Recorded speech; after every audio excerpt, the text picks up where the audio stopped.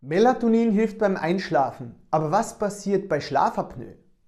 Melatonin ist das Hormon, das unserem Körper signalisiert, jetzt ist Schlafenszeit.